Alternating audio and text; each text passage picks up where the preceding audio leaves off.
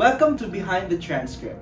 Today, I am so excited to take you on a journey that's very close to my heart.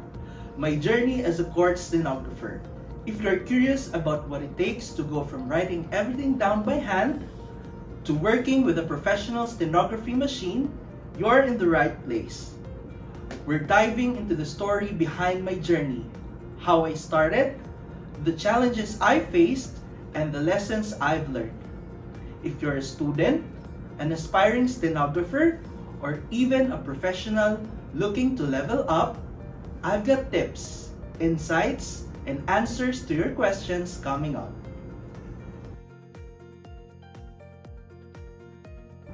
I grew up in court because my mom also works as a stenographer.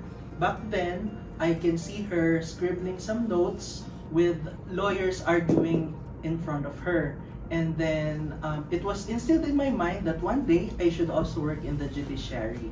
In college, I took up AB Political Science in the aim of becoming a lawyer. But due to unforeseen circumstances, I instead took the advice of my mother to take extra loads in stenography. And that is history. So after college, I began my journey as a pen stenographer in the Regional Trial Court of Manila. There, I met a seasoned stenographer who was then using a steno machine. And through time, she shares her knowledge of using a steno machine, and that led my curiosity on how to use one.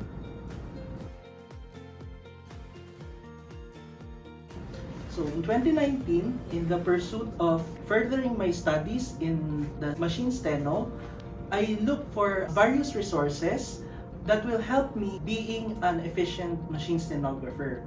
And in the same year, I accidentally came across a Facebook page, the PhilSteno or the PhilSteno page, offering NCRA A to Z Philippines. It is a 6 weeks training where you will be trained the basics of machine shorthand. And after 6 weeks, I completed the training and I got shortlisted for the PS4 or the PhilSteno Scholars 4 as an ambassador and scholar. The program is a 6 months relevant training where you will be mentored to study the advanced shorthand methods, the phonetics, and the shortcuts on how to write everything by sound.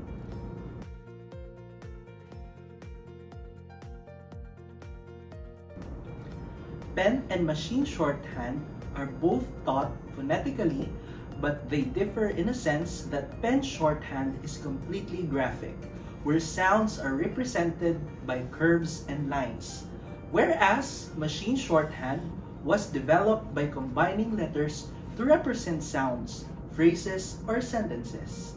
At first, it's difficult as it's like learning a new language. But once you develop your muscle memory and eye and finger coordination, it will give you a sense of fulfillment as you can already see the actual transcript of what was dictated.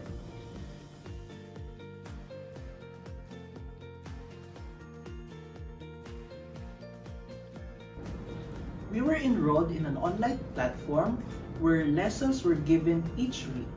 After reviewing the lessons, we were given assessment exam to assess our ability to transcribe and comprehend with the lessons we have learned. To build speed, it has been my habit to religiously review the theory lessons I have taken and familiarize myself with lots of briefs. This gives me the opportunity and the ability to build my speed and write sentences and paragraphs faster.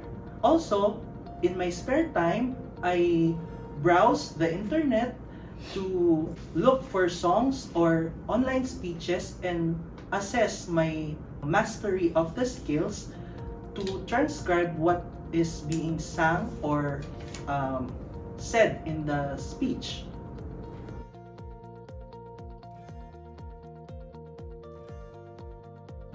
The biggest challenge a court stenographer can face is beating the deadlines.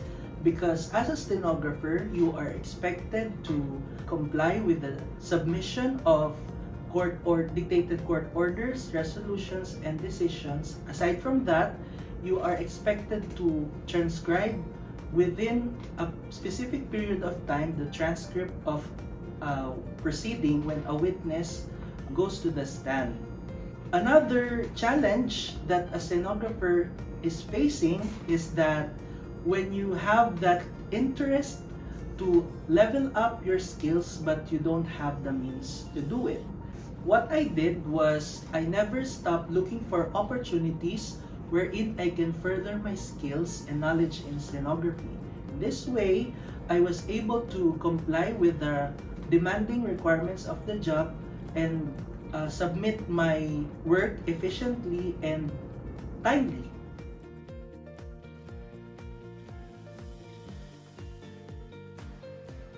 There are 3 things I would like to share with students and other aspiring stenographers. Number 1, you have to have the interest, because curiosity is the beginning of all wisdom. Next, you have to have perseverance, because many were given opportunities but did not make it to the finish line. And finally, you should have a heart, because I believe that when you love your work, you will never feel like working a day in your life.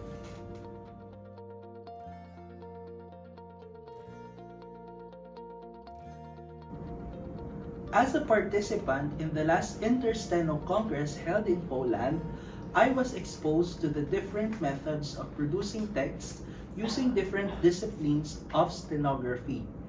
It was made clear that we are slowly embracing the change brought by artificial intelligence. But one thing I learned is that human intervention in court proceedings and processes is still needed. We should use AI as a tool in helping us to do our job efficiently. But we must not forget that the human ability to comprehend and adapt to various challenges and environments is still relevant.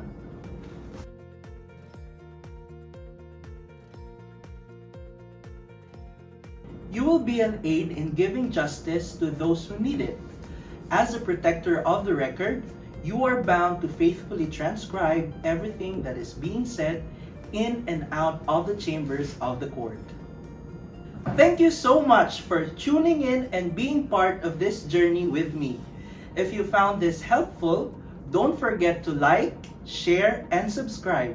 And let me know in the comments, what part of the stenography journey are you most curious about? Until then, keep practicing, keep believing in yourself, and remember, every great stenographer starts somewhere. See you soon!